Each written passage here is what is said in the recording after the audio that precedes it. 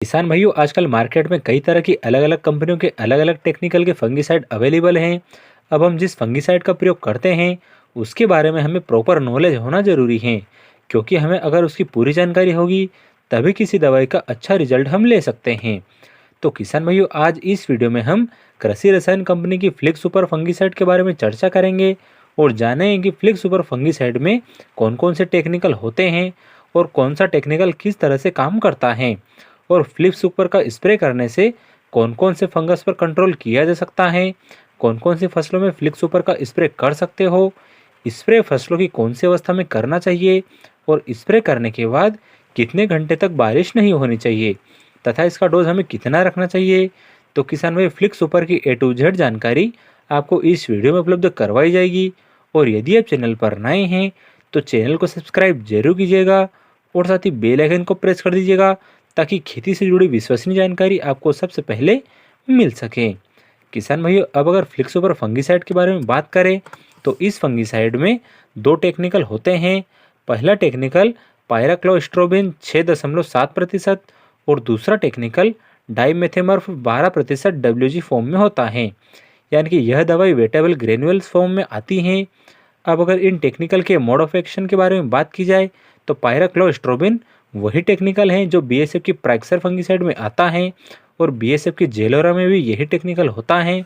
पायराक्लोस्ट्रोबिन यह एक strobilurin group का फंगिसाइड है और स्ट्रोबिलुरिन ग्रुप के जो फंगिसाइड होते हैं वे सभी काफ़ी अच्छा रिजल्ट देते हैं, क्योंकि BASF की प्राइक्सर और BASF की ओपेरा और सिजेंटा की अमिशा टॉप और इसी के साथ बायर की नेटिवो, इन सभी में स्ट्रोबिलुरिन ग्रुप का ही फंगिसाइड उपलब्ध है, इसलिए इन दवाओं का अच्छा रिजल्ट मिलता है।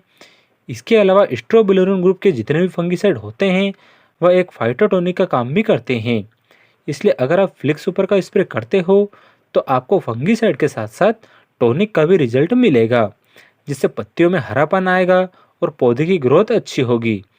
जिसके अलावा डाइमेथेमर्फ एक मॉर्फोलिन ग्रुप का फंगिसाइड है। यह एक ब्रॉड स्पेक्ट्रम फंगिसाइड है, जिसका मतलब है यह एक साथ कई प्रकार के फंगस को कंट्रोल कर लेता है। किसान भाइयों, फ्लिक सुपर एक प्रिवेंटिव फंगिसाइड है, मतलब अगर आप इसका रोग आने से पहले स्प्रे कर देते हो तो यह रोग को लगने ही नहीं देता है, और अगर इसको रोग आने के बाद भी स्प्रे करते हो तो भी आपको इसका अच्छा रिजल्ट देखने को मिलता है। अगर बात करें कि फ्लिक सुपर का स्प्रे करने से कौन कौन से फंगस को कंट्रोल किया जा सकता है, तो यह मुख्य रूप से downy mildew, powdery mildew, late blight, early blight, anthracnose, rhizoctonia और एरियल ब्लाइट को आसानी से कंट्रोल कर लेता है। अगर क्रॉप स्प्रे की बात करें तो कृषि रसायन कंपनी की फ्लिक सुपर का प्रयोग सभी धान वर्गी, सब्जी वर्गी और तिलहनी फसलों पर कर सकते हो। लेकिन किसान भाइयों, आप फ्लिक सुपर का प्रयोग फ्लावरिंग स्टेज पर ना करें, क्योंकि इससे फुल ड्रॉप होने की संभावना रहती है। इसी के साथ किसान भाइयों, फ्लिक सुपर का स्प्रे करने के बाद करीब 1 घंटे तक बारिश नहीं होनी चाहिए, और अगर स्प्रे के 1 घंटे तक बारिश नहीं होती है तो स्प्रे के बाद 15 दिनों तक इसका अच्छा रिजल्ट देखने को मिलता है।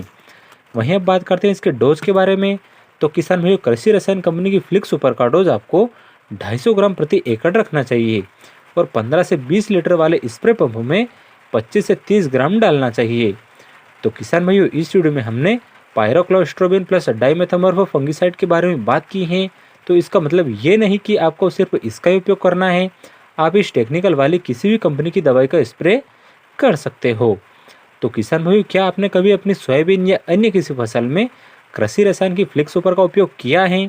अगर किया है तो हमें कमेंट में ज़रूर बताइएगा, और आपको यदि जानकारी पसंद आई हो तो चैनल को सब्सक्राइब अवश्य कीजिएगा। चलिए मिलते हैं किसान भाइयों अगली वीडियो में। जय जवान जय किसान।